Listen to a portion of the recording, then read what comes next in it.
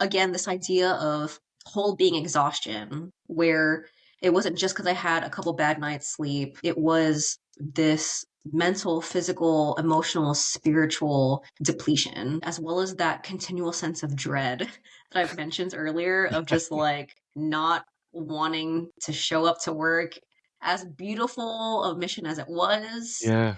just dreading every moment. Hi, I'm Chris LeBrun, your host of the Wholistic Productivity Podcast. As someone who's never been afraid of dreaming big and going for it all, I often find myself with a lot on my plate. I'm a husband and father, a nonprofit fundraiser, and an entrepreneur. What I've realized is my view of productivity was pretty toxic. After decades of believing that in order to do more, you had to work harder, I began to see productivity as this beautiful thing. Holistic productivity is the idea that you can accomplish your professional, personal, and purpose-driven goals in a healthy way, and doing so will make you happier and more fulfilled. Join me each week as we break down myths about productivity, share practical tips for maximizing your time, energy, and focus, and hear from others about their productivity journey. This is the Holistic Productivity Podcast. Thank you so much for being here for this episode of the Holistic Productivity Podcast. My name is Chris LeBrun. I'm a productivity coach. I'm your host, and it is making me extremely excited that you are here. I don't know how to say that any other way. I try to come up with new ways of saying that every episode. I just love that you are here. You're investing in your goals, in your future, and tonight we've got a fantastic episode for you. We're going to get to that in just a second. You know, today's conversation is about something that many of us experience, but rarely recognize until we're already deep in it. And we're talking about burnout tonight. My guest is Chelsy Tyler, a pastor, speaker, and burnout recovery advocate who's helping people rethink what it really means to live a productive life. Chelsy served as a pastor at New Hope Church in Fulton, Maryland, where much of her ministry happened not just from the platform, but in conversations, walking alongside high school students, young adults, and volunteer leaders navigating big questions about faith, purpose, pressure, and the tension between striving and rest. Through these questions and her own journey with burnout, Chelsy began to see the world and productivity differently, not as doing more or pushing harder, but as cultivating emotional health, spiritual grounding, meaningful relationships, and the rhythms of work and rest that are actually sustainable. Her work now sits at the intersection of faith and emotional well-being and human flourishing, helping people move from simply functioning to living fully and well in every area of life. Man, I love the sound of that.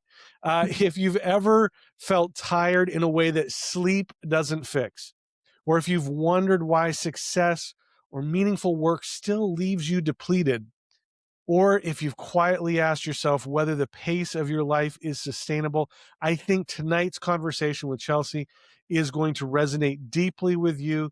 Chelsy, welcome to the Holistic Productivity Podcast. I'm really glad you are here. Thank you so much. I'm excited to be here too. Thanks, Chris, for inviting me, especially with sharing something like this that I think people across industries experience. Yeah. As you mentioned, burnout is something close to my heart with my experience in pastoral ministry. But in my conversations with people work in all different kinds of fields, it's something that many people feel, maybe they don't know how to name, Yeah. let alone know what to do with. And so I'm really excited to just kind of explore that tonight. Yeah. Well, it's good to have you here. You know, we've known each other for several years. We used to work in the same building, and there was this lunch crowd that would happen in the cafeteria, and you guys were very nice to let an old fogey like me hang out with you guys. It was great. You didn't come all the time, but when you came, it was a lot of fun.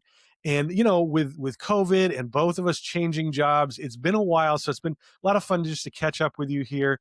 Kind of before we hit record tonight. But Thank you so much again for doing this. And you're right. This is a very important conversation. I talk a lot about self-care, and we're going to get into that a little bit more.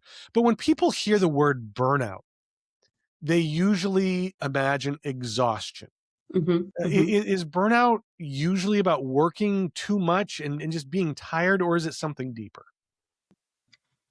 I have in my own discussions about burnouts as a lay person, right? I don't consider myself a psychologist who specializes in burnout, but Sure.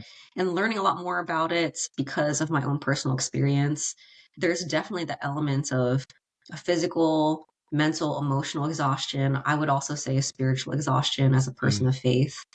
Um, and really, at least from my experience, that exhaustion is almost whole person, mm. really.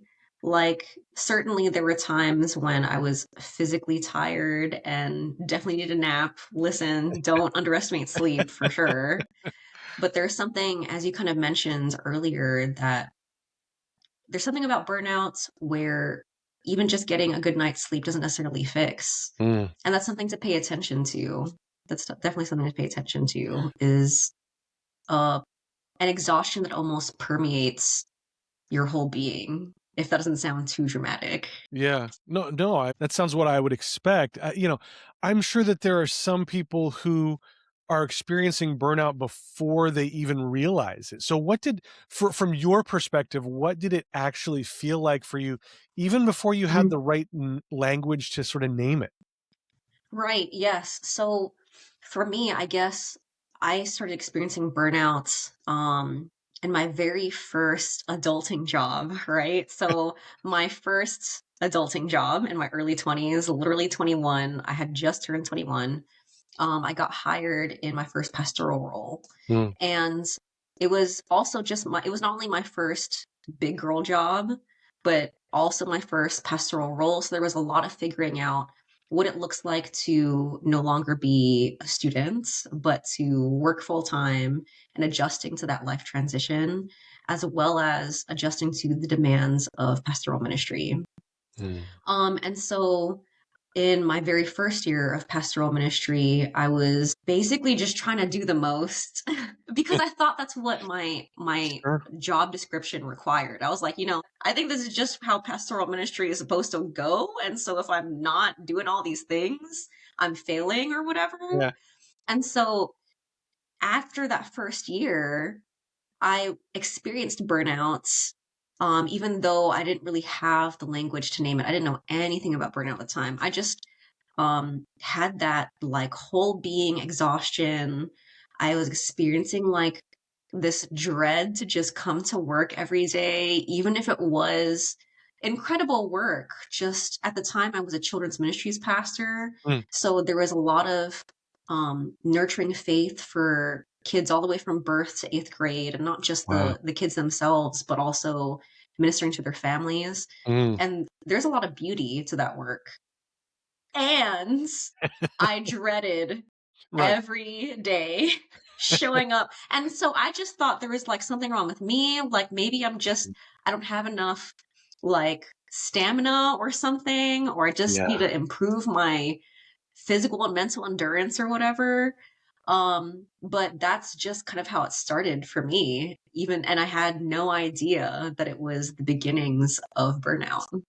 I think that's you said something that I think a lot of us feel. We just assume that there's something wrong with us Hmm. rather than Hmm. that there is something that we're experiencing that is not right. Hmm. What made you actually realize that you were experiencing burnout, and what were some of the signs looking back on it now that maybe you missed that you should have noticed at the Hmm. time? Hmm. I think I didn't actually put words to that burnout experience until much later, like, Mm, I don't know, years later. wow. Because so I was only in that role for literally 2 years. After that first year and experiencing like that whole being exhaustion, I was contemplating quitting. And I had to actually speak with the pastoral staff I worked with at the time. They talked me off the ledge after year one. And so I was like, okay, Wow. like maybe I just need to adjust to this because it is a time of trend. I'm figuring it out, But year two came along and it's just like, ain't nobody talking me off this ledge, okay? Like I'm gone. I'm gone. Yeah. um and so that had its own time of transition into like just figuring out my life in general. But yeah, it wasn't until again like years later that I guess I discovered like this language of burnout, whether through other people I was talking with who were using that language of burnout. And it was just like, maybe that's what I was experiencing at the time. Mm, And then when I got into my most recent role in pastoral ministry, that's where that language and that um, concepts really solidified in my mind, where it's just like, okay, this is what's going on because I got into my next pastoral role and it was a lot of the same experience. mm, And that could be due to a lot of different things at the time. Like there were poor boundaries that I had between myself and work. There were unrealistic expectations I had for myself. mm, There were some broken systems in place that could have been changed on a bigger level beyond myself. But putting that all together under that language of burnout was, I guess, both scary to kind of finally name it, mm, but also a relief almost to name it because it's just like, okay, this is what's going on. I guess some of the things that, looking back, I wish I had paid attention to, some signs, especially early on when I didn't have the language, was just like, again, this idea of whole being exhaustion, where it wasn't just because I had a couple bad nights sleep, it was this mental, physical, emotional, spiritual depletion. mm. Um, and as well as that continual sense of dread that I've mentioned earlier of just like not wanting to show up to work, as beautiful a mission as it was, Yeah. just dreading every moment. Um, and even experiencing like a kind of compassion fatigue, where for Mm, some of us in giving professions, yeah. because we might give so much and maybe not set proper boundaries to receive back or pour back into ourselves, we can almost like experience the opposite of compassion, where it's just this apathy. Mm, And you don't really mean, at least in yeah. my experience, I didn't really Right. mean to be apathetic, especially in something as compassion driven as Yeah. pastoral ministry. Right. But it just kind of happened because of that continual whole being exhaustion experience. So those were some things that I wish I had paid attention to early on to try to catch it earlier Yeah. and discover, okay, what are some things I can do about this? If someone had seen you at that time, what would they have seen on the outside that was maybe different from what you were experiencing internally? Were you able to hide it? I guess is Oh, or yeah. yeah. Oh, yeah. Yeah. And I'm not proud of that. Right, That's right. not my proudest moments, like just kind of faking it till I made it, you know what I mean? Yeah. But yeah, I also it's due to my personality that I'm an internal processor, so I'm less likely to talk about things as Mm, openly as I'm experiencing them, maybe after the fact, once I've had the time to process, but to also just having this unrealistic expectation of myself as a pastor at the time to just be like this strong faith figure who's here to bolster everyone else's faith yeah. and their own struggles, you know what I mean? So that became this perfect storm of just like, let me pretend that I'm not Yeah. drowning on the inside, even though I really am drowning on the inside. Yeah. Well, and I've worked in ministry for almost 30 years, not in pastoral ministry on the nonprofit side, Mhm. fundraising and all of that.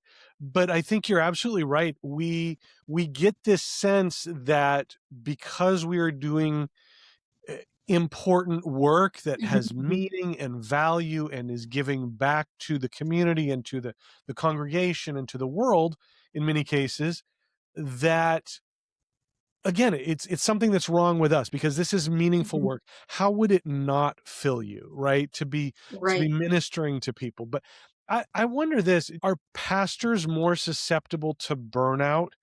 Is there a higher burnout rate for pastors and other positions, those of us in ministry, because of Mhm, those mhm. things? We can't talk about it, we feel, or um, we just feel like it should be something that we can do. I mean, do you know anything about Yeah. those?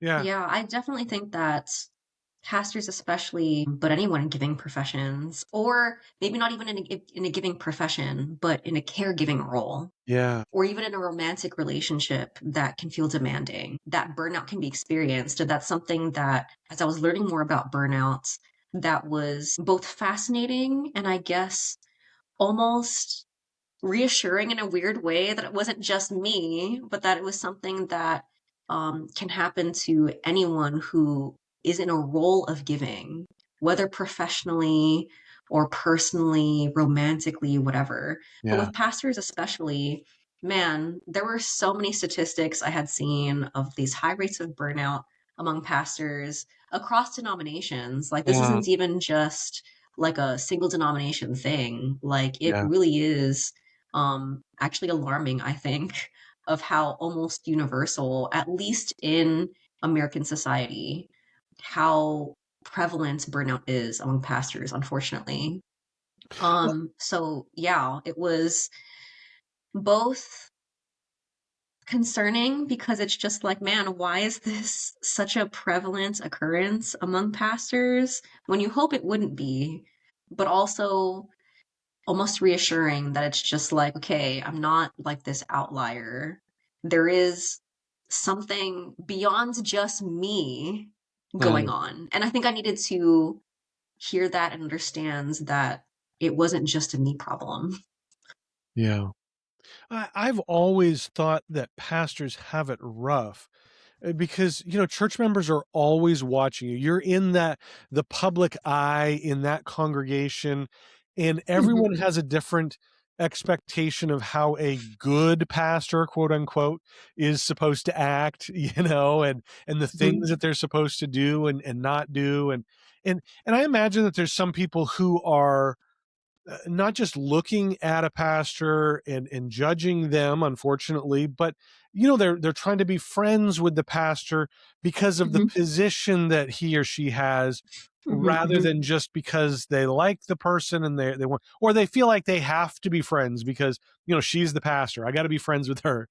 mhm, Um, you mhm, know, mhm. but is it difficult for pastors to develop close friendships within their congregation that really could be that sense of safety, and when you're Mhm, going through burnout, mhm, so somebody that you could mhm. talk to and be open with? But is that harder for a pastor to do?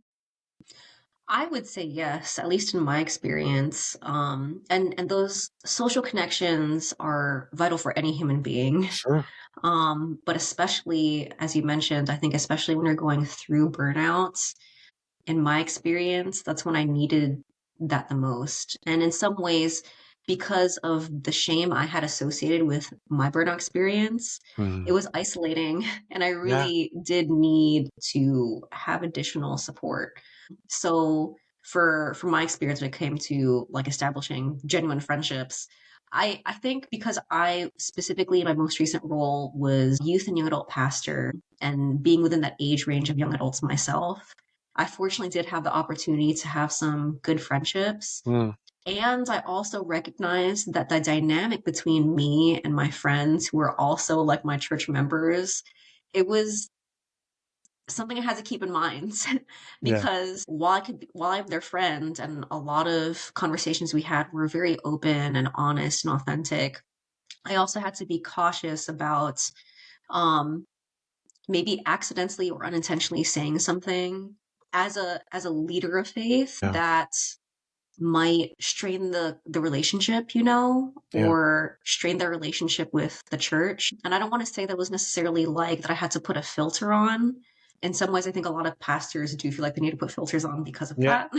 But I did really have to be mindful of like I want to be authentic, and in many times, many ways, I was.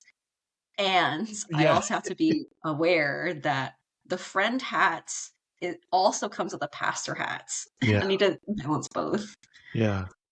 Yeah. And I've felt that even on my side of ministry, because I have donors that will friend me on Facebook, even though I don't see them every day, they Mhm, see my social media. And so I've had to, think about that. And look, mhm, I'm mhm, I'm I'm the stupid guy on Facebook. I'm making the jokes and but I have to think about it sometimes. Okay, is this something mhm, that how is a donor going to see this? And that's mhm, mhm, yeah, mhm, that's a lot of I don't know pressure, but it's something else to consider. And I mhm. imagine if you are hurting, you're going through burnout, you don't want to have those extra sort of guardrails. You just want to have friends, Mhm. and somebody that you can talk to. Right. Yeah. Right. And fortunately, um, in my particular local church context, when I was first kind of debating how open I should be about my burnout experience, that local church context was one that really did crave and nurture authenticity. Mm, So there actually were a couple sermons I had preached very openly about my burnout experience, obviously yeah. not with like, too much hanging out your dirty laundry kind of Right. thing, but appropriately yet authentically so.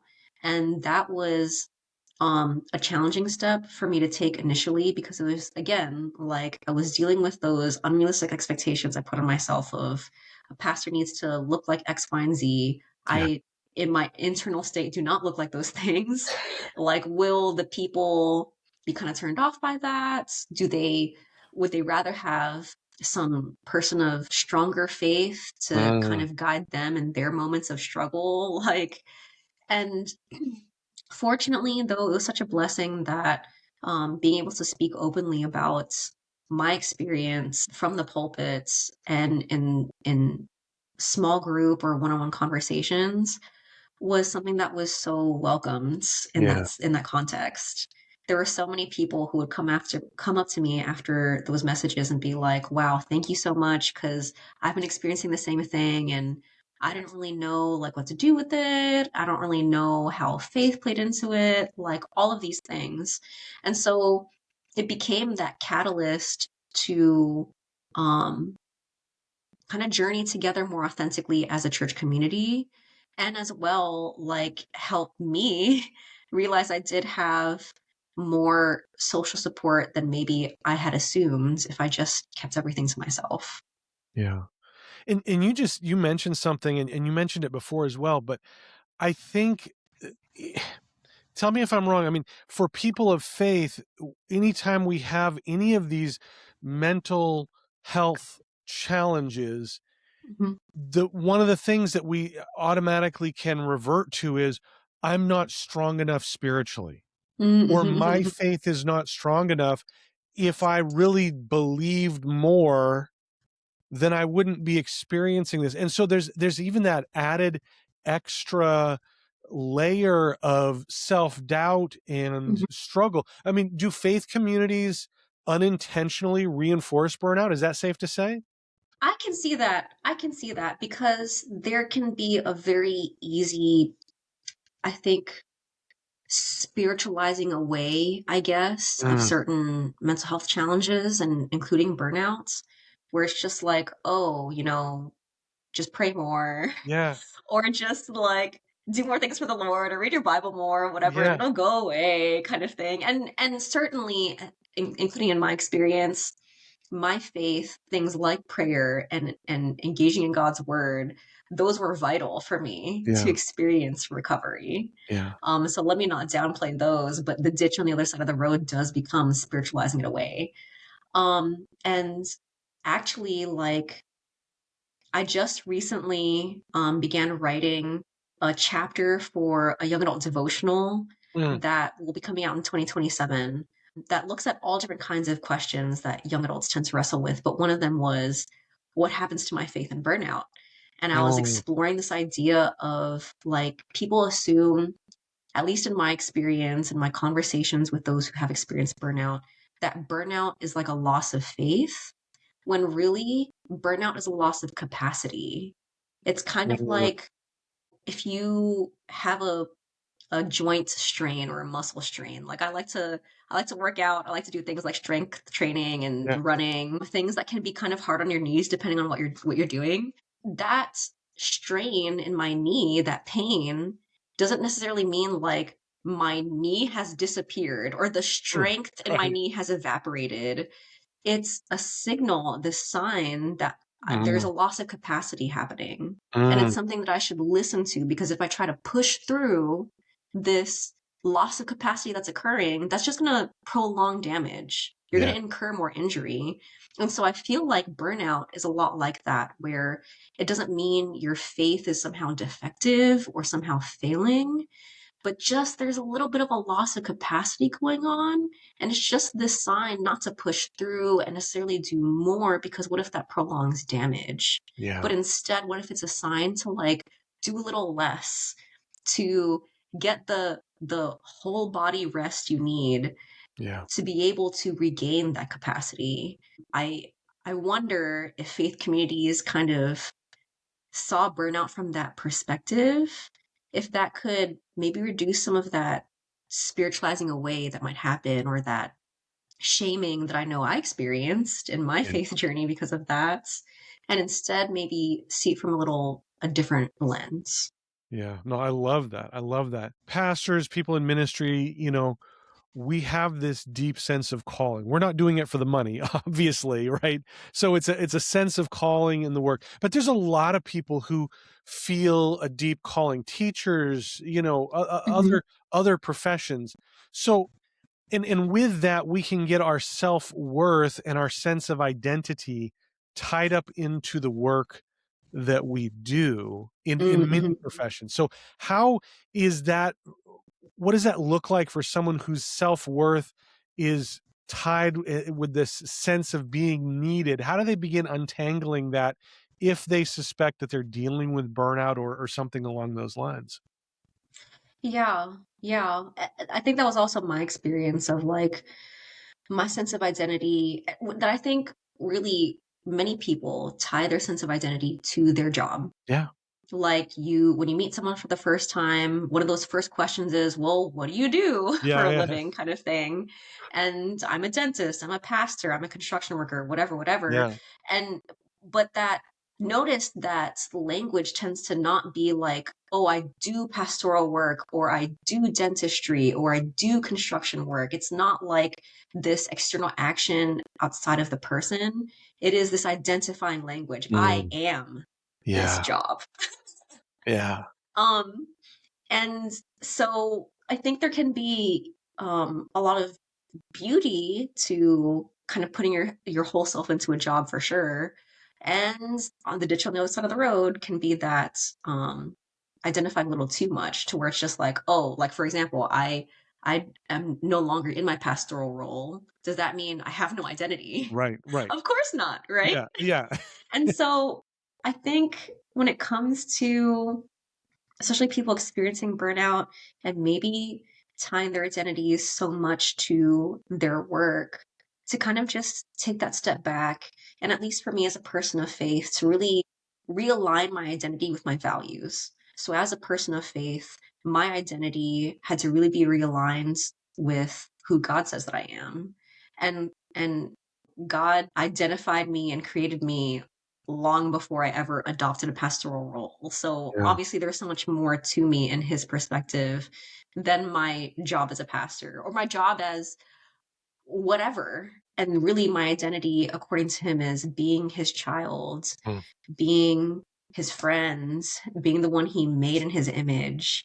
When I leaned back towards those values that define my identity, it was a little easier to make this transition career wise. That, maybe some people in burnout feel like they do need to quit their jobs. Yeah. Maybe, or maybe you might need to stay. Who knows? Right. But Right.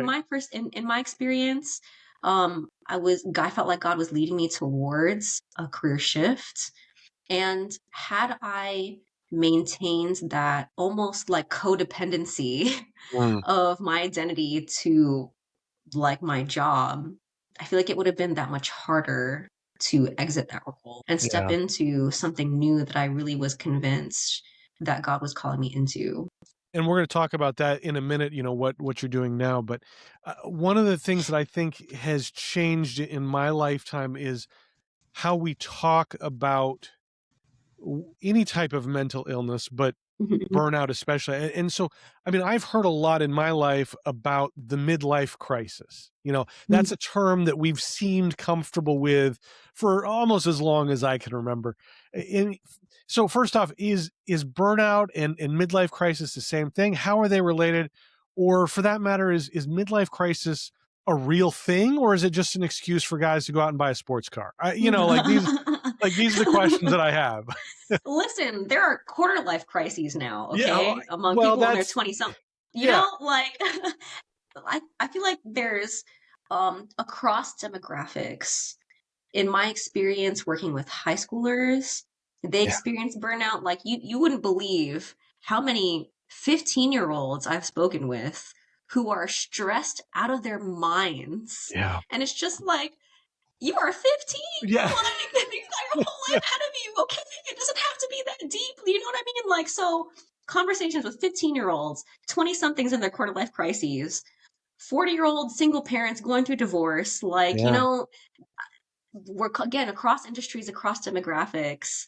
I've seen people just in this constant state of busyness and frenetic pace that often has translated to burnout and this Yeah. whole being exhaustion and being in that spot of like, where do I go from here?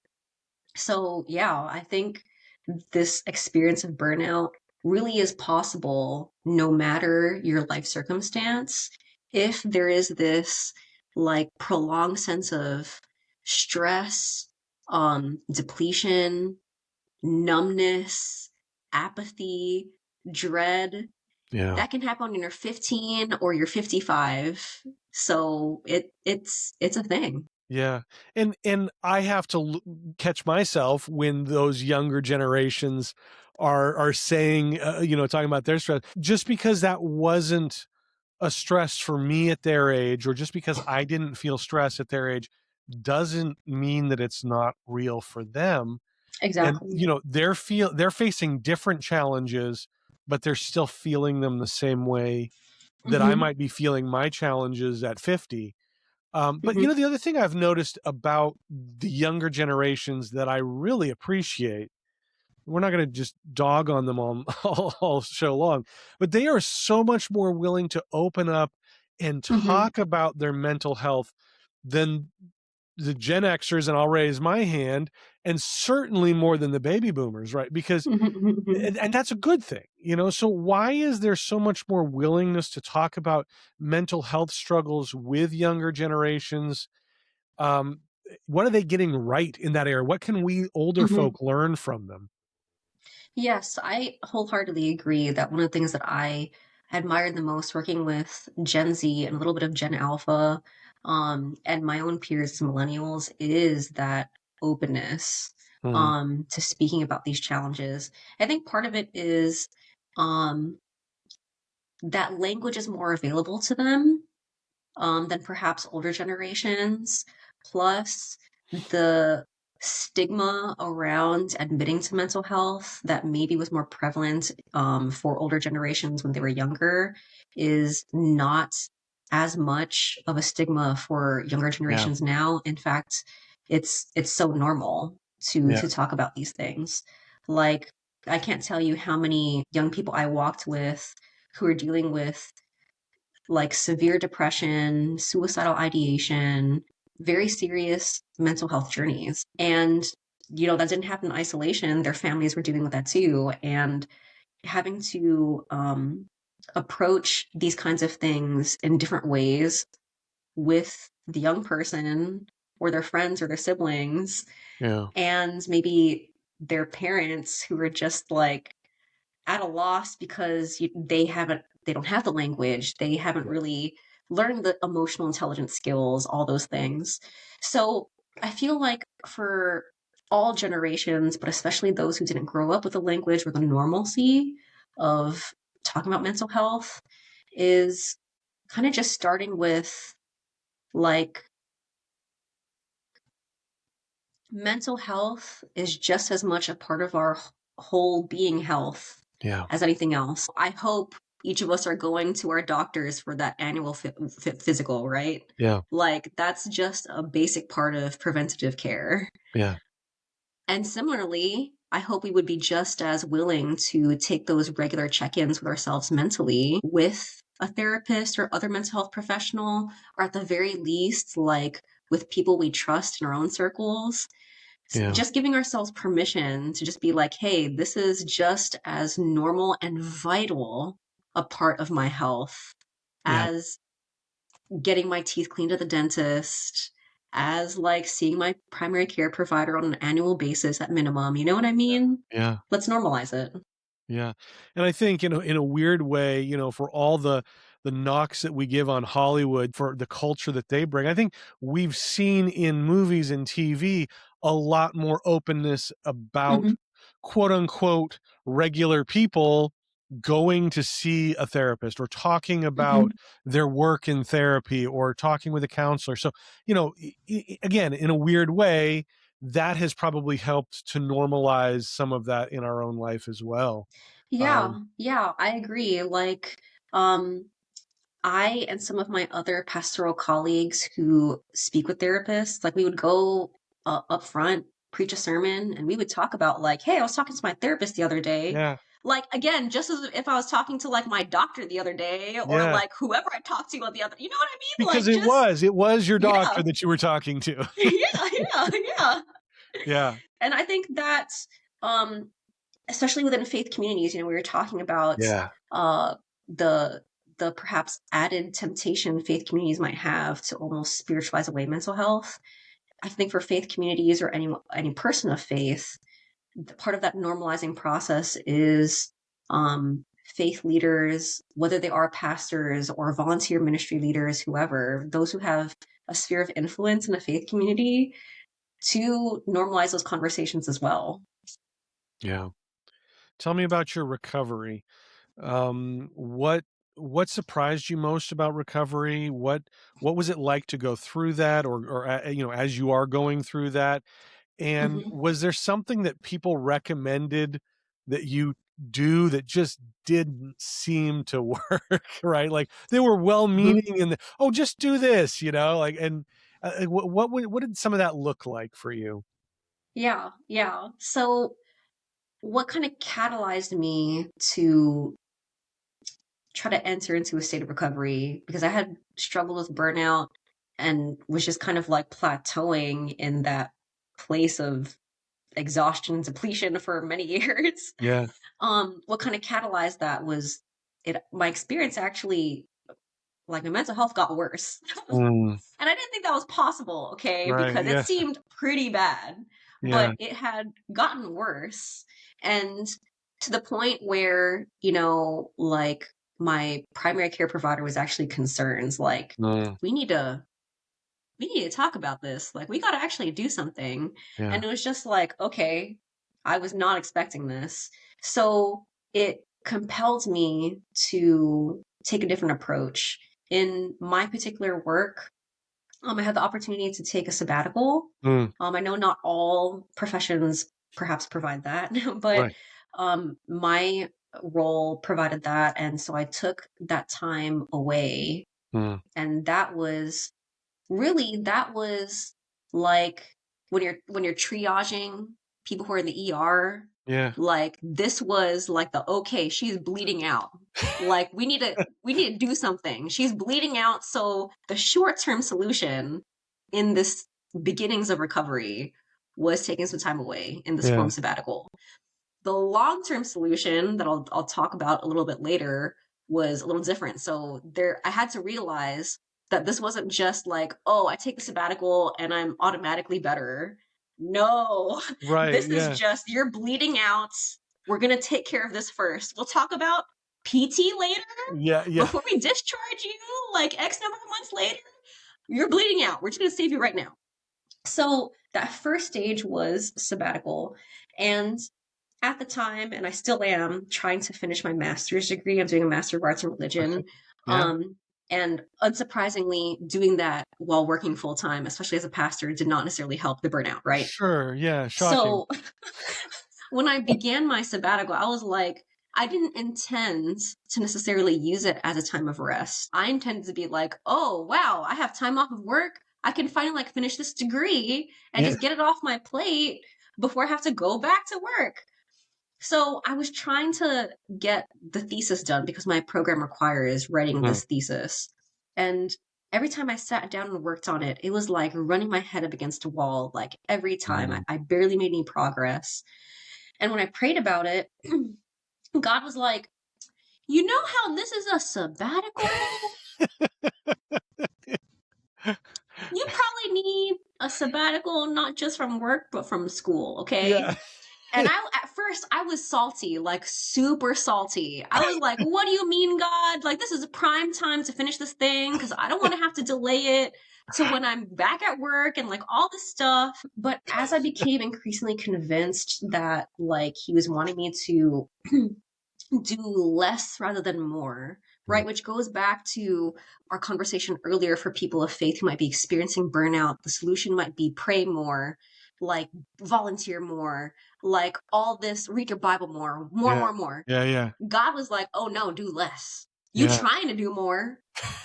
Do less, okay? So I finally like decided to kind of lean into the whole point of sabbatical, right? Which is, Right. rest. And for me, what helped catalyze me again more towards a state of recovery that I don't think I'm fully at yet. I feel Mm. like I'm on the way, but I'm not 100% there, which is, that's just part of the recovery Sure. journey. Sure. But at the time, I read like a book on boundaries that Mm. showed me, dang, maybe one of like the key underlying things was having really poor boundaries with myself and work, Yeah. really poor expectations with myself and work, and what it looks like to have healthier boundaries around that.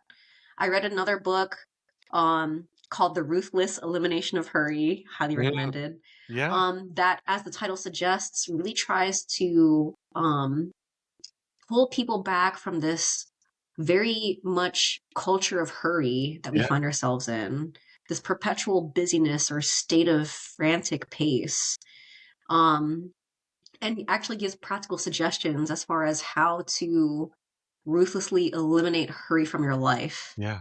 That's a good book. Um, I've read that. yeah, yeah, Yeah. exactly. It is a great book. It is a Yeah. I'm great trying to book. remember the guy's name. He's got 3 names. I can't remember what they are though. John Mark Comer. There it is. Yeah. Yeah. John Mark Comer. Yes. Yes. Yeah. So there was a lot of self-educating regarding the underlying things beneath my burnout. There was a lot of like coping mechanisms that actually fed into what I needed, like continuing to exercise more for my mental health, honestly, than my physical health. Speaking with my therapist was vital. Meeting regularly with my primary care provider. Um, Sleep, like I had sleep issues for many years that I just never got around to addressing because I was too busy to do so. Yeah. But finally being on sabbatical is like, okay, let me get to this. And I actually ended up working with a sleep specialist and have since like had some really great improvements with my sleep. Mm. So all of these, again, self-educating, continuing to stay connected with professionals in healthcare, doing things that fed into me and took care of my physical health, mental health, spiritual health. All those things were very vital to triage, right? To stop the bleeding. Yeah. We Yeah. again, Yeah. we haven't gotten to the PT yet. So that was very important to stop the bleeding. But then, at the end of that sabbatical came like this, okay, you're out of the ER, you're out of the ICU, you know what I mean? Yeah. What comes next? And that's where I had very honest conversations with God, with my family, with my therapist, with my PCP about like, you might need to switch careers. Mm. And again, not all people who experience burnout might have to quit their jobs, but in Yeah. my experience, like that was that had to be part of the long term, was like, you know, you gotta find something else. And that Yeah. was a really hard decision to make because I, as again many people of faith do, try to like spiritualize it away, like, oh, if I leave, it means I'm forsaking God's call in my Right. life, and Right. like all these things. But in my own reflections and prayers about it, it's just like, no, like the calling God places on someone's life is so much more than just any single job. Yeah. It can look like so many things in the course of one's life. And as long as I'm faithful to whatever direction God might be leading to at that time, Yeah. that is being faithful to the call. Yeah. Absolutely. So I've since transitioned out of my pastoral role, still looking for what comes next. But I definitely feel like I'm in that, I guess, PT phase, that like we're continuing further down that road of recovery, continuing to educate myself on what it looks like to recover from like a constantly frayed nervous system, for example, Mm. because burnout really affects, again, your, not just your mind, but your whole body, and what it looks like to help your body and mind bounce back from that. Um, Again, continuing to speak with my therapist, like really fostering these social connections that I didn't have as much because of the whole friend hat and pastor hat Right. existing at the same time. Like now we can just be a friend. Right. So, yeah, those were all the things that I think have really helped me get further along on the journey of recovery. Yeah. Um, Again, not doing more. You were talking about like some unhelpful things people were suggesting, not necessarily Yeah. praying more Yeah. Yeah. or studying the Bible more or whatever, but actually doing less, changing the pace, having wiser boundaries. All these things were super vital to be in a much better state than where I was even just like 6 months ago. And now you're doing some speaking and work with others who are experiencing burnout. What are the types of issues that you're addressing, and how do you think that your journey with burnout and recovery shapes your ability to guide someone or to mentor them as they're just sort of realizing and coming into the beginning part of this journey of experiencing their own burnout? Right, right. Yes. You know, being able to be at the spot of recovery in itself was just like mind blowing to me, because when my burnout was at its deepest, I actually had conversations with other pastors at the time who did go through burnout and experienced like a total 180. And I was like, that sounds really nice for you, How can okay? I get that? But if that's going to happen for me. But then it did eventually happen for me. Yeah. And so, like, to be, as I mentioned before, like writing about burnouts, Yeah. my long term plan to actually establish my own small business and burnout recovery life coaching, to come to this spot, I think gives gives me more, not just credibility, but a real firsthand understanding Sure. for those experiencing burnouts that, just like I did, probably would never guess that they could ever come to this place of recovery, that they would ever see the other side of it. Because I know what Yeah. that's like. I didn't think I would either. I thought that God could do it for other people, but maybe not for me. But now that I've seen that happen, it's just like, okay, it gives me hope for my own future, but I also hope it positions me to be able to help other people know too, like, it can happen. No, really, I'm not lying to you. It really can happen. Yeah. I know Yeah. you might feel really skeptical about that. I was there too. And it really can happen. You know Yeah. what I mean? I think they need to hear that, because even if I were trained as a psychiatrist or a counselor or something like that, if I haven't actually gone through it, it's a lot harder for me to talk about Mhm. from that place of experience. Now, I know that you don't have to have that. And look, when I worked at summer camp years ago, I was teaching people how to water ski, but I couldn't do it myself for a long time, right? Wow. I could tell them, oh, you just got to do this. But when I went and tried to do it, it didn't work. So I know that you can do that, but there's so much more legitimacy when they can see that I'm skiing around the Mhm. lake, right? And they're like, okay, yeah, Chris can help us with that because he's been there, he's done that. So I think that certainly adds some legitimacy, and not that you want to have those type of credentials, but again, it's helpful to be able to, even from a place of empathy, to just say, hey, I get it, I understand. Right, Yeah, exactly. And even understands like perhaps some of the deepest and darkest parts of burnout and the skepticism of like, will I ever see the other side of it? yeah, Um, in some ways, I'm grateful, but not super grateful to have gone through that experience, right? Because I wouldn't yeah, want to go yeah, through that again, but I'm in a way grateful to have gone through this because I know there are so many yeah. who experience burnouts and so many who, like me, don't have hope that Mm, things could ever get better. But it's just like, it being able to have the experience allows me to come alongside them and be like, yeah, I get it. And hope is possible. yeah. Well, that's great. Now you mentioned something a couple times. You talked about productivity, or you didn't maybe use that word. I know you've used it in the past and in some of the talking that we've done, but how did this shape or reshape your understanding of productivity, and how it's not just about doing more? I mean, that's what we talk about in holistic productivity. Mhm. So it's obviously something that I agree with wholeheartedly, but I'd love to hear maybe how your definition of productivity has shifted through this process of burnout, and what did that definition change? What did that mean for you now that you've kind of gone through that? Yeah. So I am a very task oriented person.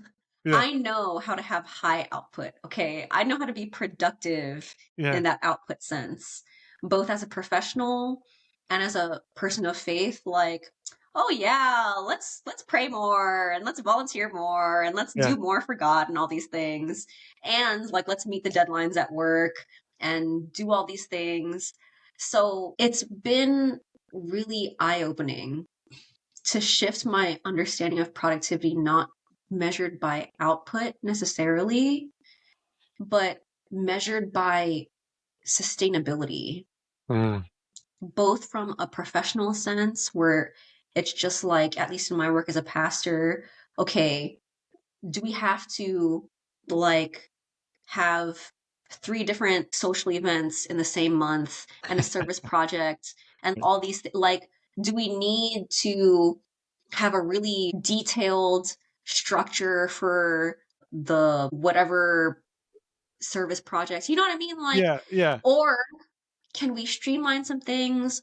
What would it look like to make this sustainable, yeah, to hit some vital goals and objectives for this particular event or Bible study or what have you, but do it in a way that doesn't necessarily mean high outputs. It can still be high performance for sure, sure, yeah, but not necessarily mean like this mountain high output necessarily. yeah, And transiting that spiritually, right? Where it's not necessarily doing more spiritually, but what would it look like to have sustainability in spirituality, to balance those rhythms of work and rest as a professional and as a person of faith? Because at some point, if I just prioritize high output all the time, again, I'm going to lose capacity. I'm not going to be yeah, able to keep that pace.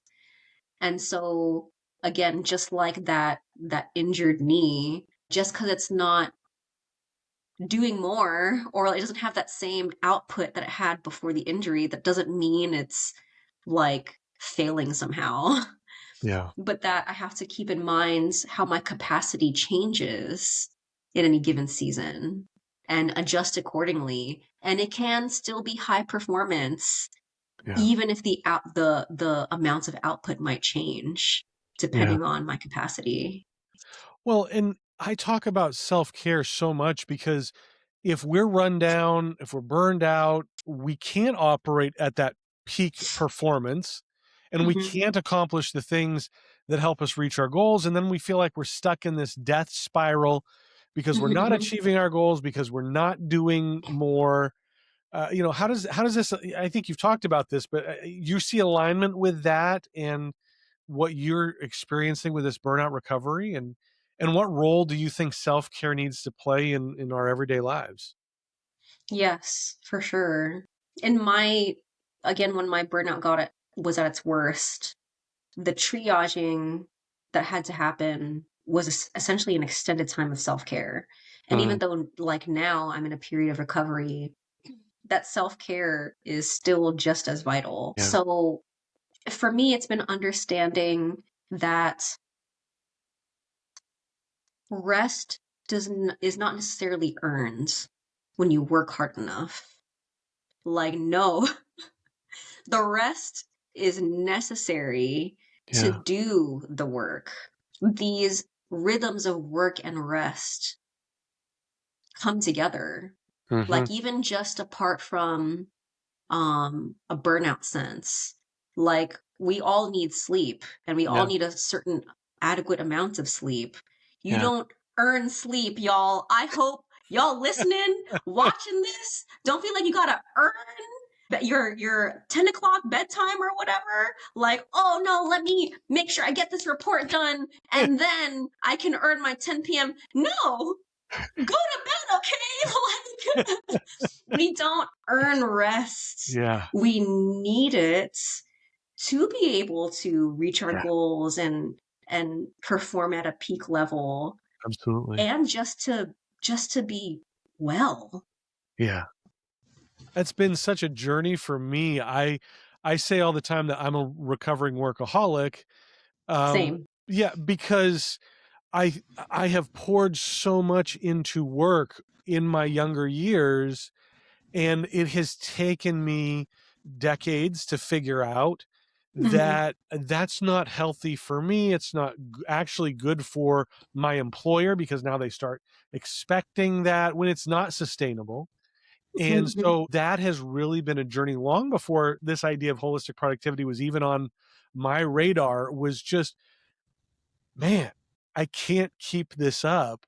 And because I'm pouring so much into it. So I like to say I'm a recovering workaholic. I probably, if I'm realistic, I've just shifted some of the ways that I'm working, but it's for Mhm. things that matter to me. It's for things that Right. are important to me. And so they have purpose in my life, and they're actually refreshing me in some way because they're meaningful Mhm. to me. Mhm. Now, again, I still need the sleep and all of that. But yeah, so it's been a huge journey for me to come to understand that. And I'm probably not all the way there yet, but we're Yeah. working on it. And that's what this is. It's constantly learning and growing so that we can do better tomorrow.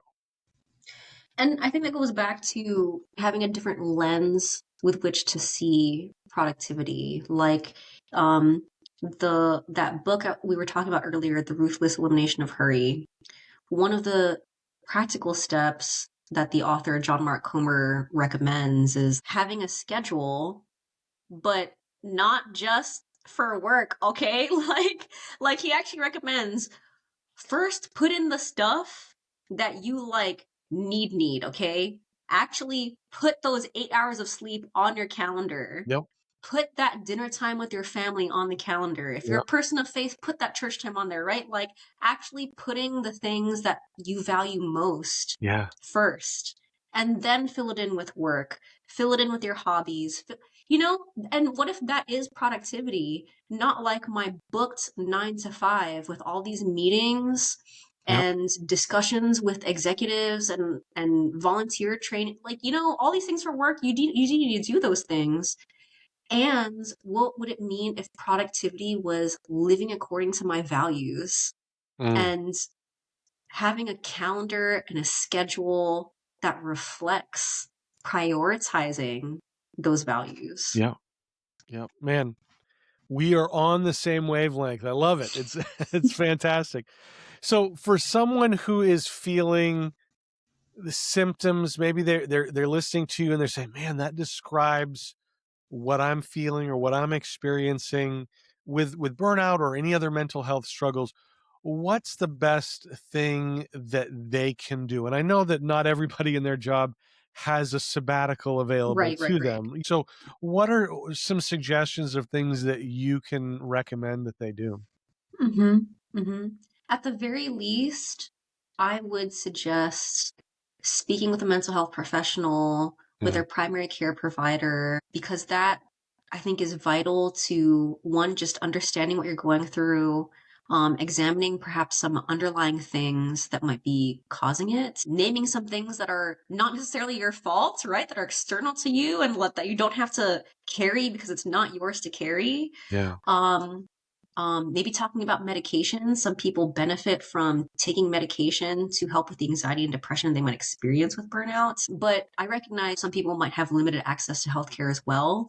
So at the very least, just inviting someone else to come alongside you, whether Yeah. that is a therapist or medical professional or a friend, a parent, Yeah. a colleague, someone you trust, and just Spouse. kind of having that conversation so that, again, you're not alone because it can be very isolating to Yeah. just go through this by yourself or think it's just your fault. Like, no, talk to somebody, invite someone in.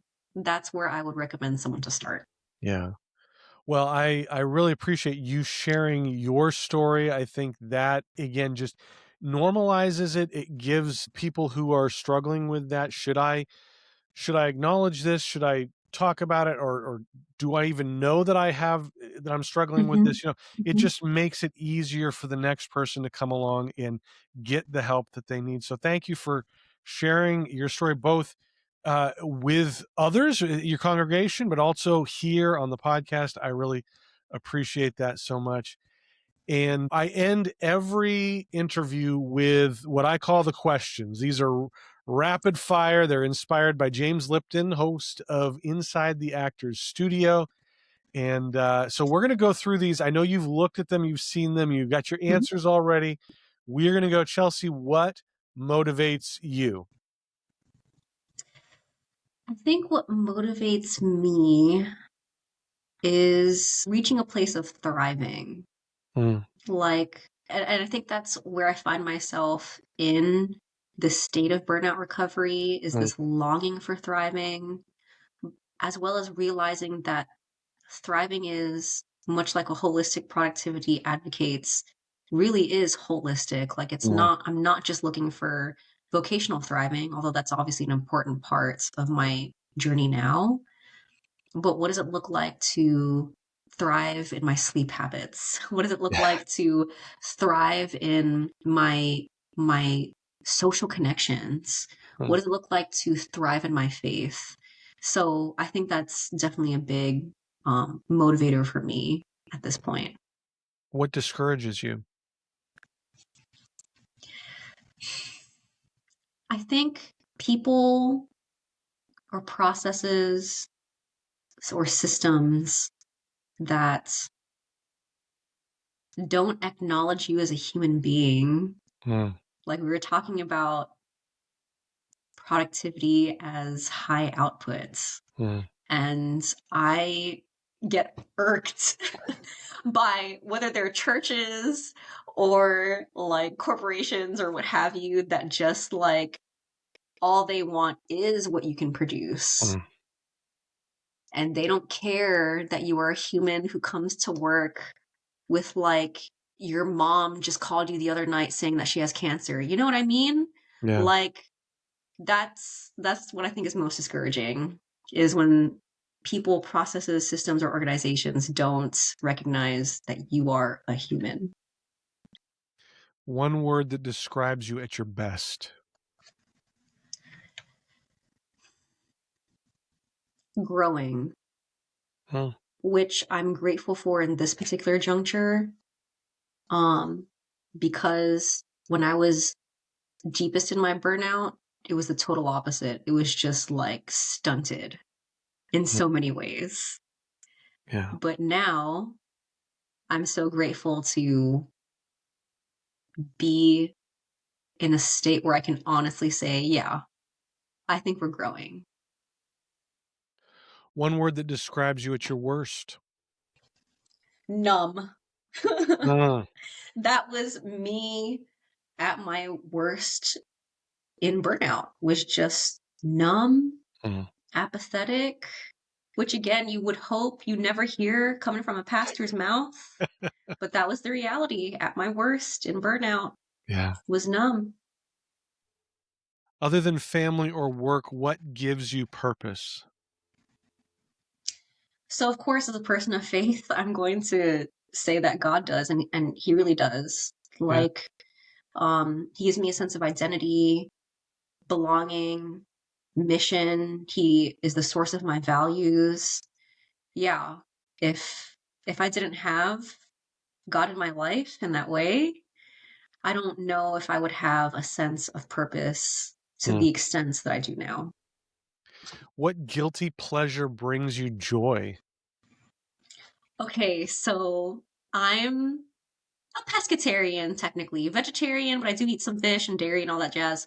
I don't eat red meat, but my guilty pleasure is smelling red meats as it's being cooked. Like, oh my gosh, meat on the grill, on the stove, in the oven, wherever it's being cooked, I'm there. And I'm just free smells, guys. That's great. Oh, that's great. Okay, how do you celebrate a win? Oh, so this is something that I'm growing in because of course when burnout was at its deepest, it was hard to even see a win, let alone celebrate it. Yeah. But now my small step towards celebrating a win is just like sitting back and taking a moment to just relish that state of feeling accomplished, what that feels like in my body, the energizing feeling of it, and just really taking a moment to thank God for that win. How do you bounce back after a loss? I think taking the time to grieve that loss. And I don't just mean like a loss of someone to death, but really any loss, I think entails some form of grief. So this was something that I experienced recently, even though I knew that God was leading me towards exiting my role. Um, there was a very real sense of loss and grief that I had to go through, even though I had clarity regarding my decision. So I think that was vital for me to move forward with leaving my job, is just giving myself permission to be like, hey, this is and will be a loss. So let's process it. Let's give ourselves time to grieve. Yeah. Yeah. Who was the last person you expressed gratitude towards? Okay, this is going to sound cliche, but it is also God. Like just and I think that's also been a vital part of my recovery, Yeah. is having this perspective of gratitude, Yeah. which has, I think, become more of a daily thing. Something that I think burnout me would not have expected to find myself in, because burnout me was not grateful for anything. Like Yeah. like even if someone gave their gratitude to me, I'd be skeptical. Like, what do you want from me? Like, what Right. what do you really want? You know, Yeah. like, so to come to this state of gratitude, especially towards God, yeah, I think that also is a key step in that recovery. So I'm really grateful for that. If you could go back in time, what would you tell your 25-year-old self?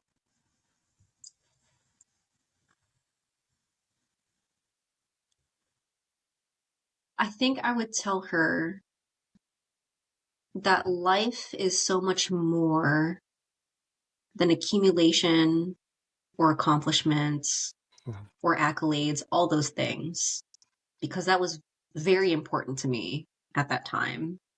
And I think too, that was a point where I was experiencing burnout. So Yeah. like not feeling like I was accumulating or accomplishing or receiving accolades was like, oh, I must be a failure. But just like, nah, 25-year-old me, there's so much more. There's so much more than that. Yeah, absolutely.